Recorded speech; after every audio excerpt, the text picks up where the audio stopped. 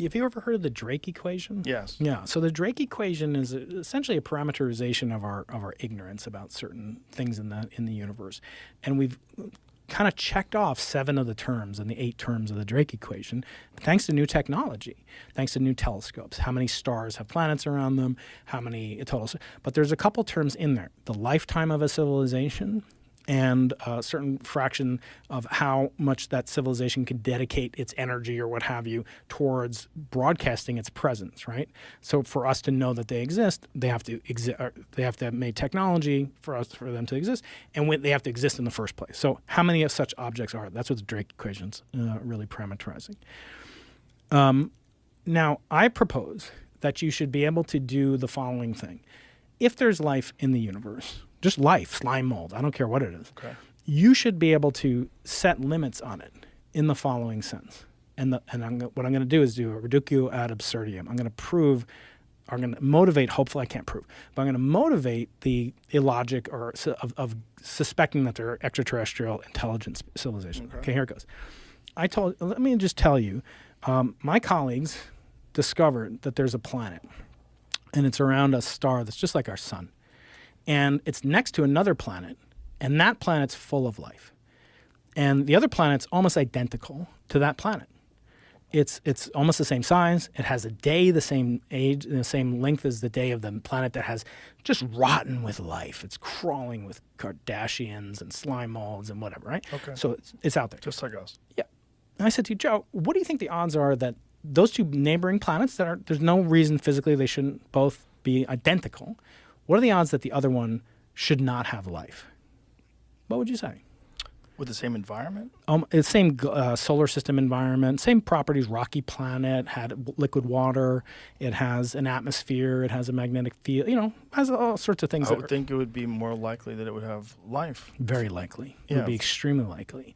Okay, now let me tell you that planet exists. It's called Mars. And I brought you a piece of it here, okay? Oh. This is a fragment. Okay, so this goes in order of expense, okay? So these things I give away. That big meteorite is a present for you. Thank you. This is a piece of Mars. This I only give to you. I don't have one for Jamie. That's an actual piece of Mars. That's an actual piece of Mars. So from an asteroid? So what happened was the Earth gets hit by meteors, right, all the time, and but so do all the other planets. Sometimes some of that material from Mars gets impacted. Imagine something that big that Jamie showed before slamming into. It's going to eject it from the surface of Mars. That's going to orbit in the clouds of Mars. It's eventually going to get outside the atmosphere of Mars if the impact is great enough, carrying some of the debris, the surface, the crust of Mars, etc. And that will then percolate throughout the solar system for tens of millions of years, perhaps, until the Earth smashes into it and it lands. In this case, it landed in Africa. That was recovered from Africa. That little third of a gram is a slice off a bigger chunk, okay? And not only does that piece of Mars doesn't have any signature of life on it, and we've been to Mars, we've stuck probes into Mars, we have a freaking helicopter flying around on Mars right now. It's insane. We don't see anything. Now, that doesn't mean that life didn't exist there before. It doesn't mean that if we don't fly into a lava cave, there won't be. But does it not say something? This is called panspermia. It's something that sounds dirty, but it's not, right? I know the term. Yeah. So we exchange material. And actually, Sir Fred Hoyle, the guy who came up with the idea for the name the Big Bang, he actually believed in the steady state model. He believed that's how life was seeded on Earth. The fact is that we've been exchanging material for literally billions of years, from when the Earth was, just bacteria and Mars was flowing with water. We know Mars was rich with water. Now, the fact that we don't see any, is that proof it never had? Absolutely not. But I'm just saying it's a piece of evidence. And that evidence is very hard to come by, right? It's hard to prove a negative, right? It's hard to say that, like, Mars definitely never had life. Can I stop you there? Yeah. How much detection do we have? I mean, how much technology is currently on Mars that's looking at signs of life? There have been probes since, Viking and so forth. How many of them are capable of detecting signs of life other than, like, physical All of them have had things? some capability for precursors to life. In other words, some have been able to detect water. Some have had spectrometers that could detect gases. Right, carbon so, like, dioxide. how many of them are landed? Probably 15 or 20. And Mars is, what is it? How much smaller than Earth? It's about, A it's a little, third? yeah, it's a little bigger than the moon, but a lot So smaller. it seems like a lot of space that we didn't detect things on, or didn't even visit. But isn't that the converse of the usual argument that I hear? There's 100 billion stars in the Milky Way. Many of them are like the sun. There's 100 billion galaxies or more like the Milky Way, so it's 100 billion squared. Right. The universe is 13.8 billion years old. So what are the odds? So usually astronomers will do calculations a following way. Instead of like asking what's the probability of that, for example, I've been to Antarctica twice. I've been to the South Pole, which is, you would just be bored out of your mind probably, because all it is like going out into the middle of the Pacific Ocean and freezing it. There's nothing to do there. The coast of Antarctica is really cool. So this is a rock from there. They have like volcanoes there. That's not for you, but that one I got to take back because that cost me $50,000. That cost you, the taxpayer, $50,000. Wow. But this you can keep. This is from the South Pole's gift shop, Joe. Oh, that's a patch from the United States. We have such cool freaking scientists, man. Our country and the world.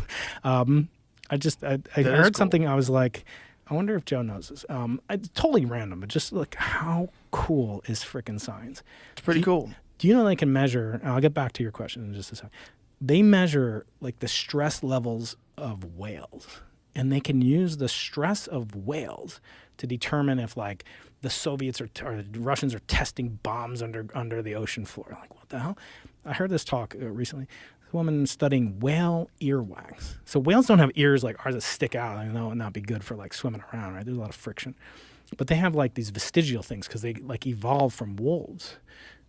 I always thought like stuff came out of the water and that whales evolved into wolves. No, they think that wolves turned into whales. Really? Yes. Wolves? Yes. I don't know. This, Jamie Hatzfeld, because I am a total ignoramus, but this is the going theory, that whales evolved from wolves. So like most mammals, they have ears. Those ears have been covered over. And what happens to a whale is that it retains earwax. And there's earwax in the whale. The whale doesn't hear with its ears. It hears through its jawbone. And that reverberates, and that's how it senses sound. It still has vestigial earwax. They sample the earwax of dead whales, and they can measure how much cortisol, the stress hormone, is in the whale. And they know the migratory patterns of the whale. Science is, and they do some of this research in Antarctica. So anyway. That's really fascinating. But we're kind of getting off topic. I know. I want to understand how you can look at all of the variables that are possible in terms of the composition of planets, in terms of temperature, in terms of also different kinds of environments for life that we haven't encountered yet but could be real, different kinds of life, things that are very, very alien to what we perceive of as carbon-based life forms.